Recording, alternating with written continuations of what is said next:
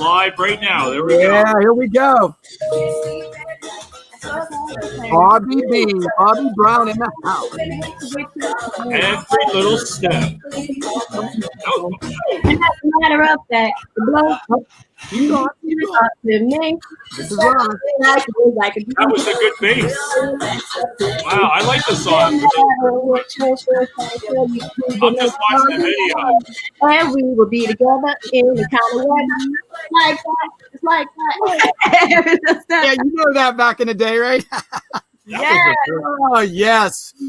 Good morning, LinkedIn, right, Dave? Yeah, now my speaker, but the bass took off on that one. That was good. So, awesome. All right. Wow. It's still good morning here. So good morning, everyone. It is Shark Week again with Richard Rosner, the Shark. You know it. All right. Today we have Keirsten Greggs of Trap Recruiter and Consulting, Career Coach, Diversity Advocate, Recruiter Problems, Meme Magician? What's that? Magician. So I used to weekly when I was first starting out, when memes were pretty popular.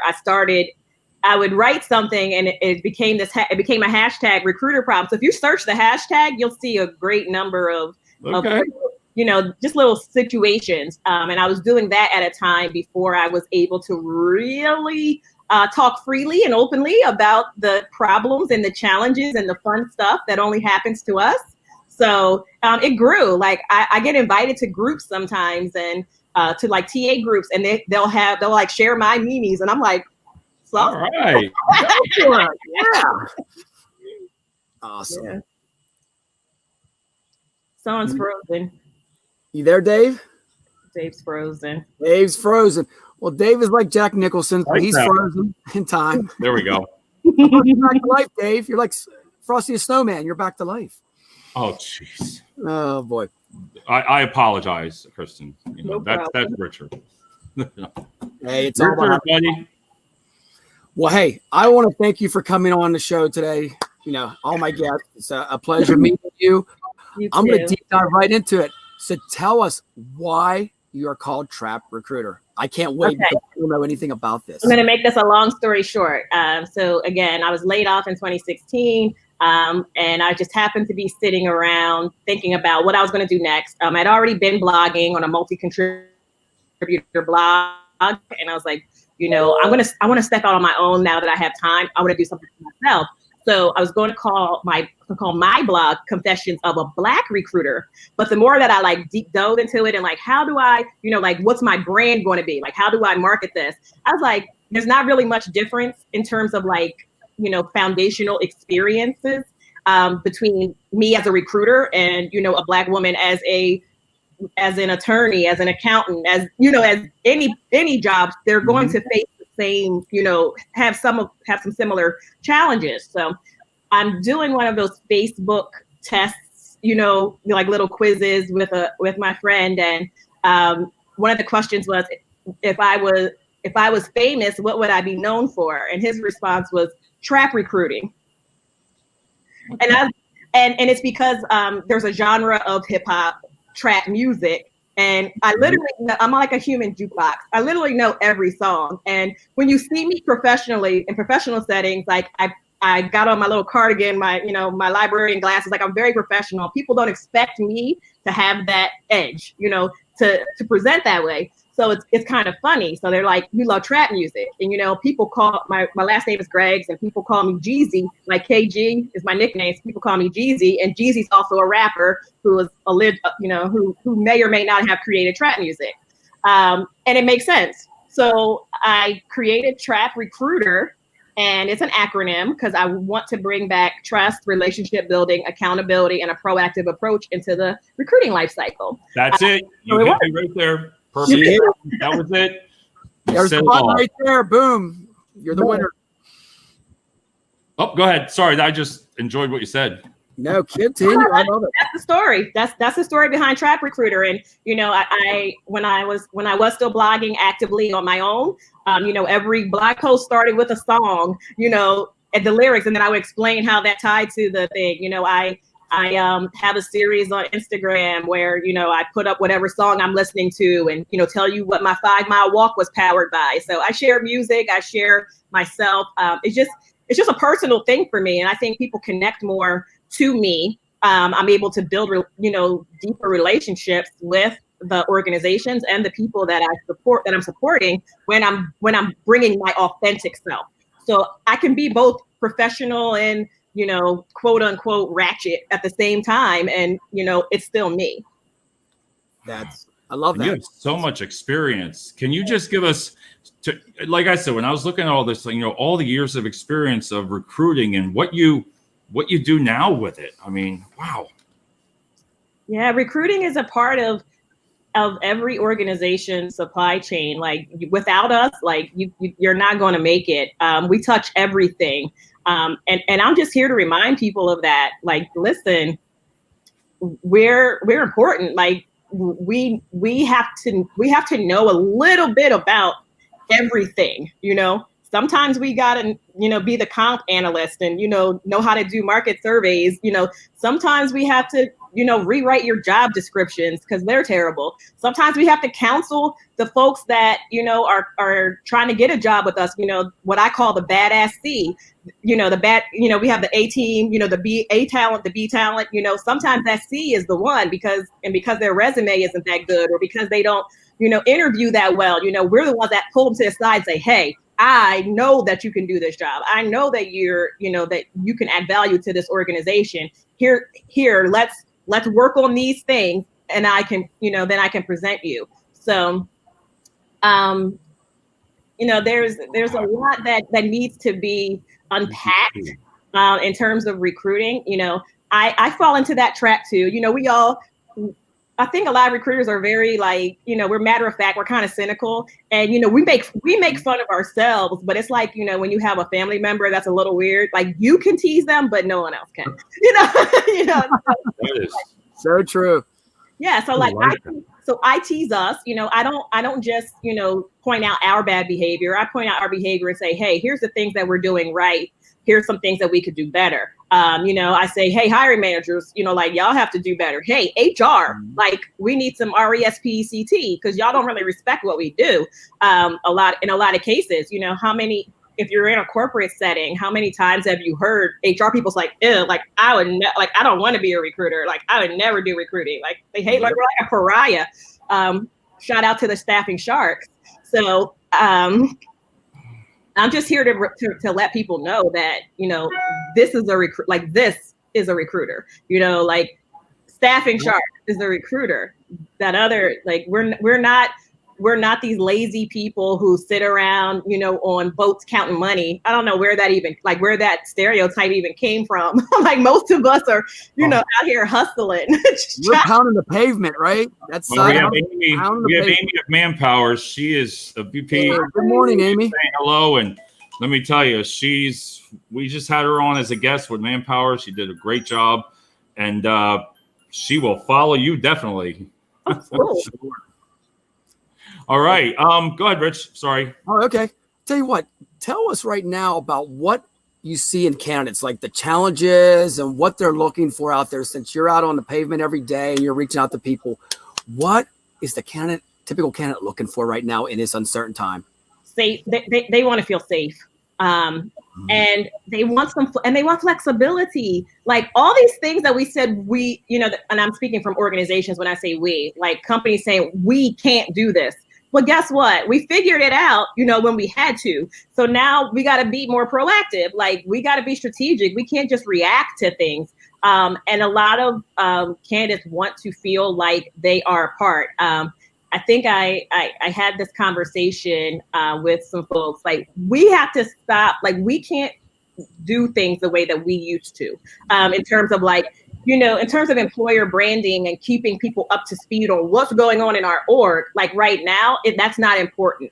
And I don't mean it to say that it's not important. I mean it to say it's not the top priority for the people that are looking for jobs. Because people that are looking for jobs are looking for jobs. There's a lot of folks in the market who are furloughed, who are laid off, and who are or who have joined people who have been unemployed for a time. So, look at that, the folks who have already been trying for months and months and months, like now they're like, here come more people, adding to the candidate pool. How am I seen? So, I do some things for like right management. I'll jump on a webinar and talk to candidates about, how I can get seen, how I can connect with a recruiter, how I can differentiate myself from other people. And the key right now is for organizations to be authentic and to be honest and to be transparent. When you're not hiring, like, leave people alone for a minute, because if you jump if I get an email from a company that I've been, interested in, that I applied for a job, 1 or 2 positions with their company, and it was months ago, and I see, and because I'm in their email list or because I'm in their ATS, I get an email from them, like, I see their name, I get excited, and then I open it up and they're like, hey, here's the things that we're doing to combat COVID. And I'm like, stop doing that. And I've seen candidates be so frustrated. And I was like, yeah, if I was looking for a job and I got that, I would probably like slam my laptop down or go on Twitter and tell everybody how you guys suck. So, not me personally, but right from the heart. But that's what people will do. If you're, we talk about ghosting all the time, but what is that really? Like right now, ghosting is is higher, but is it really? Because the thing is, like, just like candidates are experiencing stress, candidates are, experiencing the uncertainty, recruiters are too, hiring managers are too. Like, everybody is trying to figure out, like, where can I get to, where in my house can I set up a situation that doesn't look crazy? Where how can I catfish these people so they don't think I'm completely strange? Like, that's basically what we're requiring now, and we are requiring a great deal more FaceTime.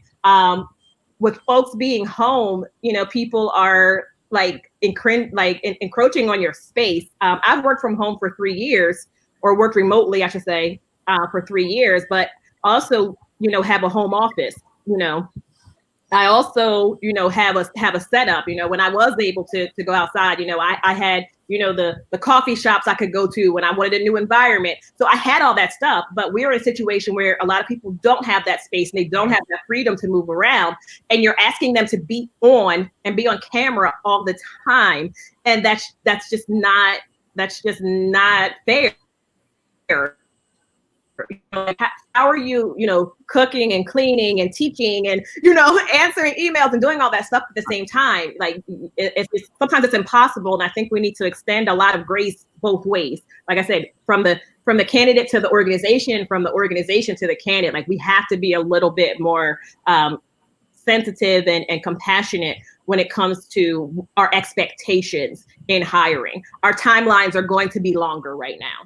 Definitely. We're still trying to figure stuff out. Like, those metrics, like, we need to figure out which metrics we're going to focus on, because some of them don't matter right now.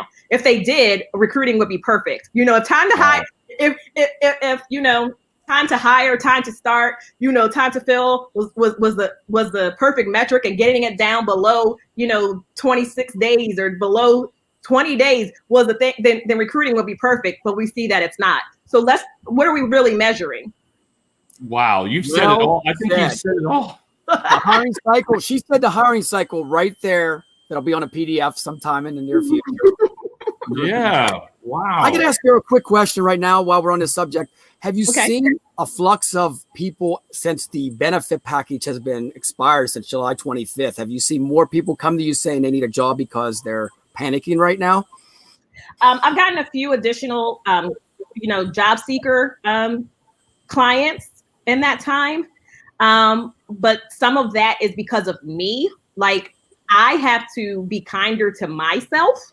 And I've had some things that I wanted to do outside of, recruiting for other people, things I wanted to do to sustain and build my business, make it even stronger, that I had to put some things on hold. So I can't honestly say if it's a function of the benefits or just me having the time.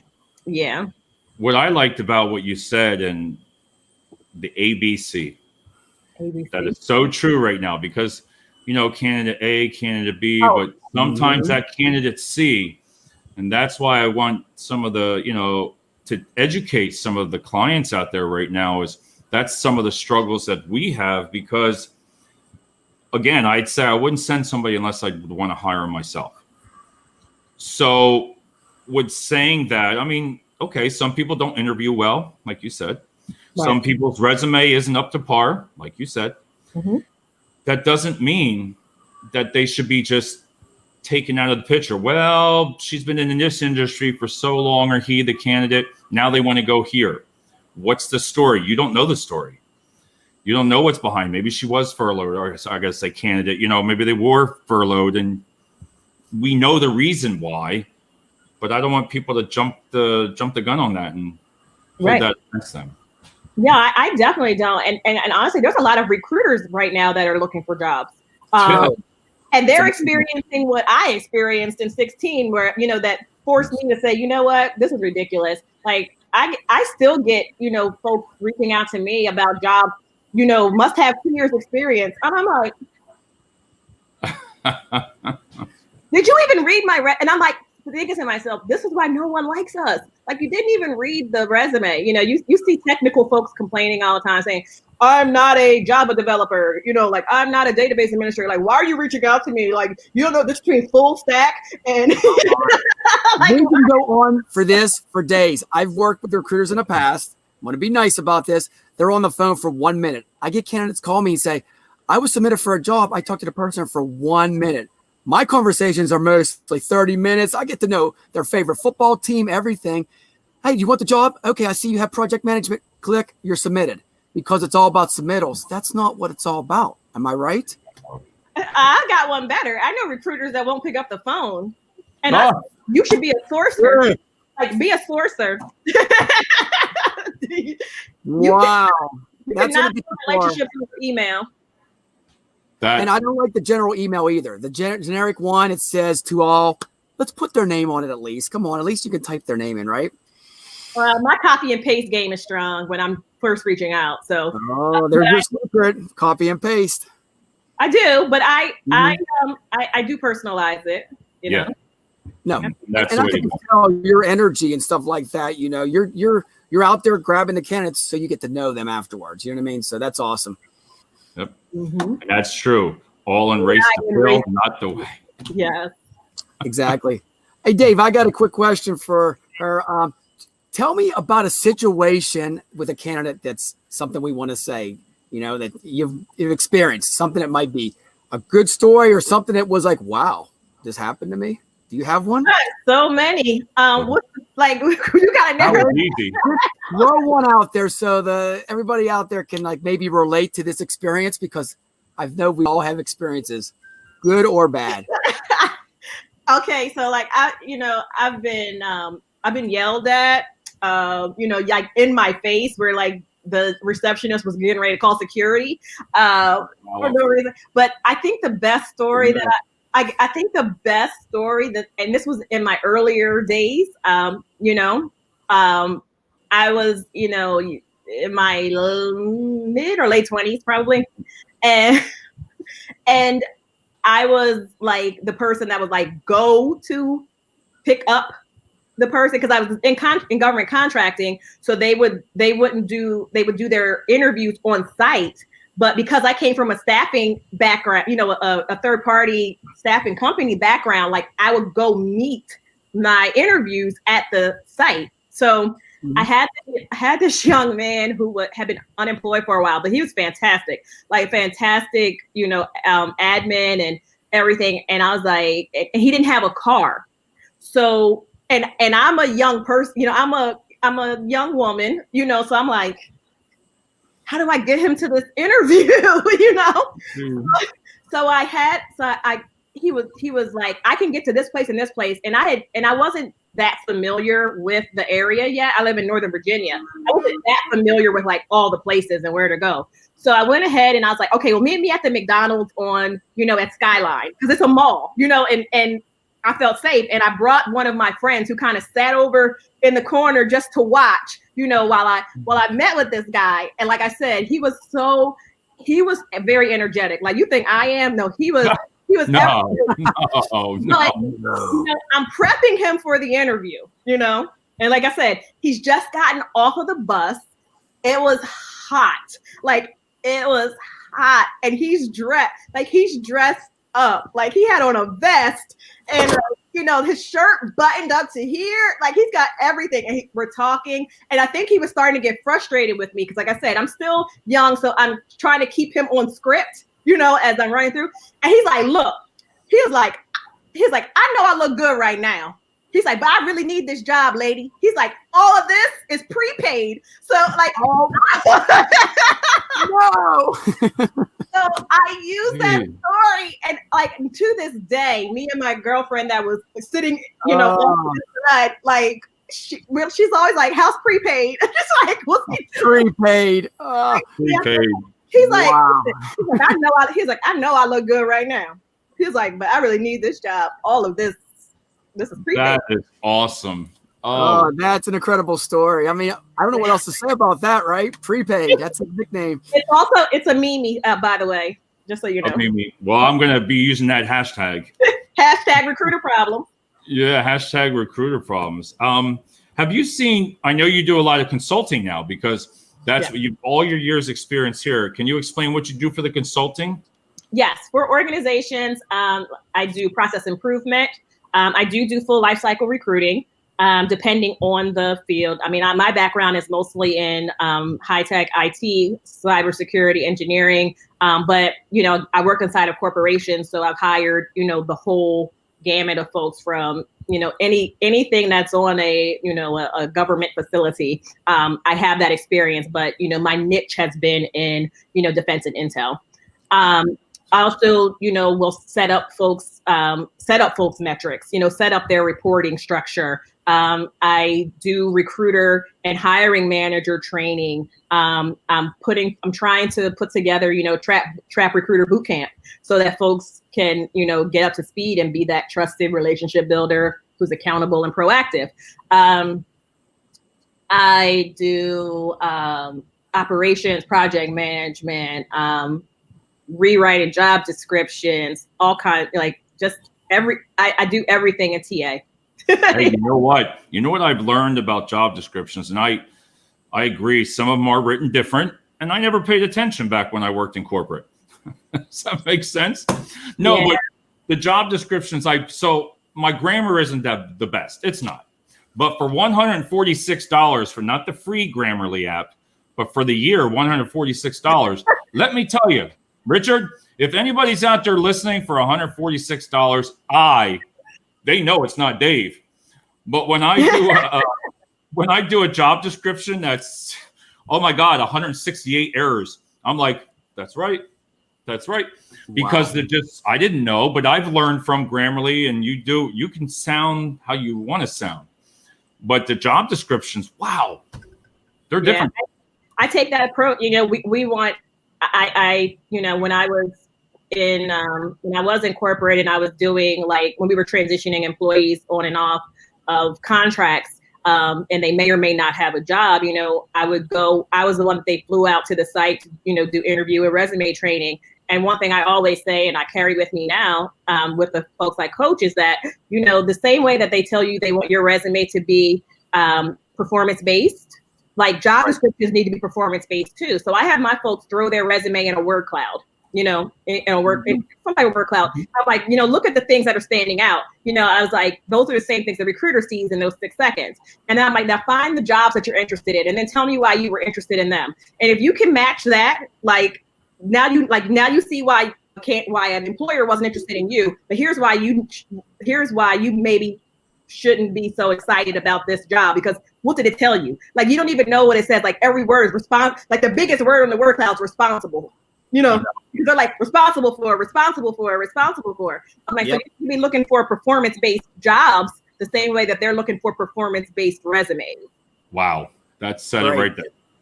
I want to ask you a question about, while we're on this job description thing, what do you think? I've seen so many corporate put job descriptions out there, 2-3 pages, small font. You can't even see it because I wear glasses too. It's like, who's going to read all that? No one does. They read the first thing, and people.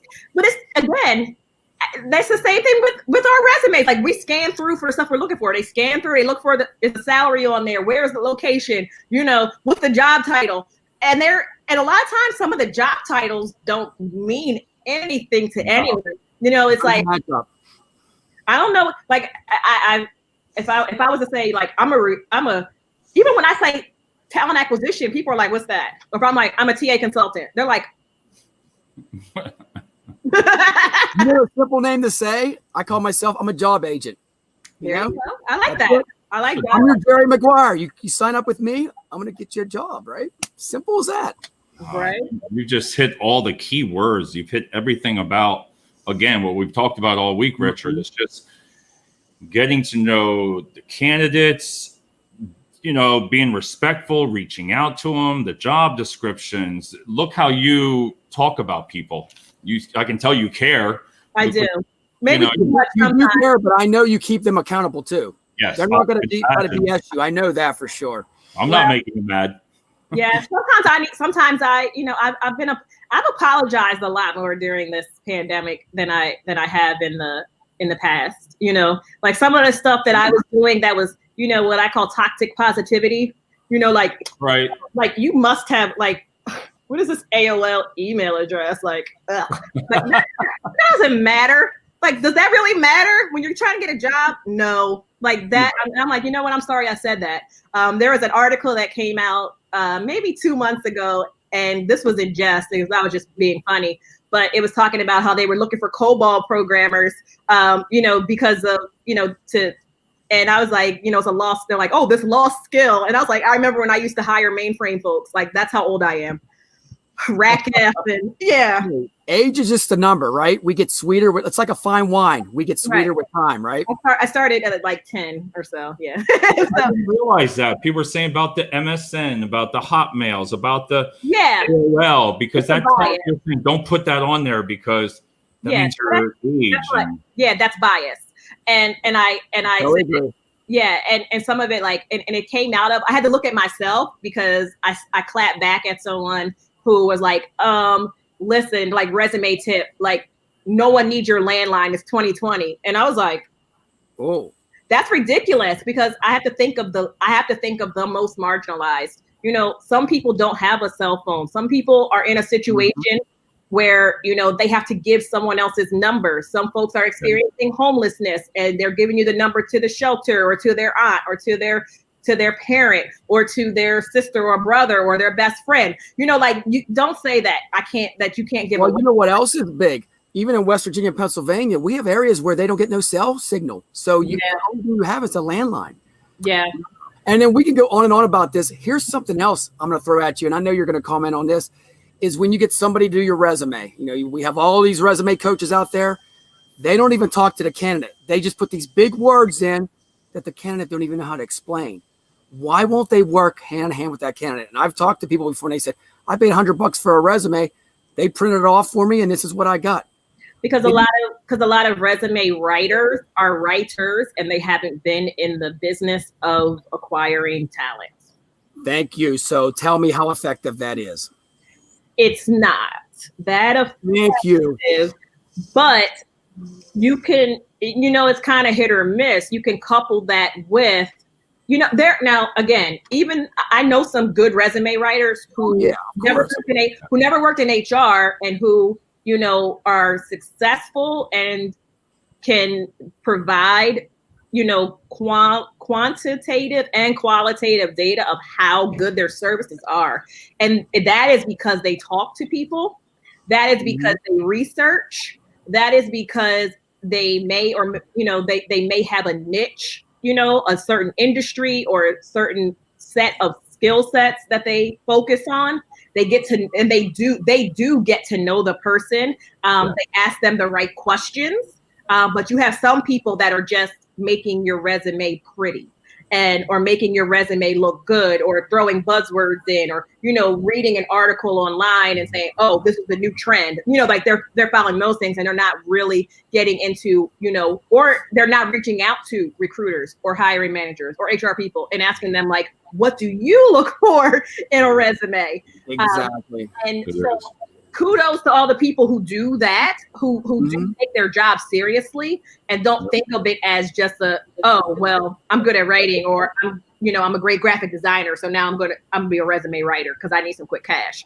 Like, let's not do that to people. Exactly. And that's where I come from. You see so many people, you see big companies out there does automated. They just throw a resume automated out to you for $99, which $99 in return. You know, I always tell people, human connection. Talk to that person. If you're not on the phone talking to them, you're not going to get a great resume. I mean, it is what it is. And that's why we like the video resume now too, Keirsten. It's really going well over here. Nice. It's really going well with Ducking Out because you get the resume, you get that personality. Like, now that I know hashtag me, you know, you get to know that person. Catching up. It's just like you're in an interview now. If somebody was watching the person, the video. Okay, like you said, I'm going to go back to that ABC. I'm going to remember that about you. ABC. C might be that good person. They might be shy. Again, put them on video. I'm very shy. Yeah, not you. Yeah, I am. You're from Seattle. Oh, no, you're Washington, D.C. I live in Northern Virginia, but I'm from New Jersey. Jersey. Oh, sorry to hear that. That's why. You can tell. I graduated from Jersey. I went to Pennsylvania, right across the river. 1 mile, right there is Jersey. I'm out of there. I love Jersey. I'm not gonna lie. I love Jersey. I spent all my life. I've been all my life in Jersey. South Jersey. Well, Jersey, Dave. Jersey is incredible. Jersey people. I want to say one thing. They have an edge, but they're some of the greatest people ever, man. Sharp edge with kindness. Yeah. Can I say that? Show you the difference in property tax from 1 mile from. All right, we're not going to go there. I know. Here we go. Oh, I know. Well, I don't know how we got on that subject. Wow. Because you're being not nice, Doug. No, I mean, for myself, I want to thank you. What I want to say from I learned from you is, when after looking through all the years, what you've done in staffing, and then now what you do with the consulting, you understand. That's what I like about it. You understand the candidate. You understand what needs to be done. I told you before that I like the webinars, I do, but I also like when somebody with consulting would come in and sit with the people and teach you and show you, not rush you, teach you, engage you. Because you said on your webinars, oh no, you engage. Yes. No. And that's what I liked about you on that part. So I really want to say thank you. And your energy, wow, I'm like. I tell you what, I love it. You know what? I didn't even drink my coffee while we had this show. I know. I'm just feeding off you. It's great. People interactions, awesome. I had mine. So there you go. And I'm going to send you the YouTube link after it seems like it takes 20 hours to this. But thank you from myself. And I know Richard likes to always take the ending here. And I just want to say thank you for coming in. You are the all-inclusive recruiter. I'm going to say that, all-inclusive. I feel like we're in Cancun. It's like you are the all-inclusive. And I'm telling you this because if I don't say it, it's straight from the heart all the time. So, no, you are all-inclusive recruiter. And I learned so much today.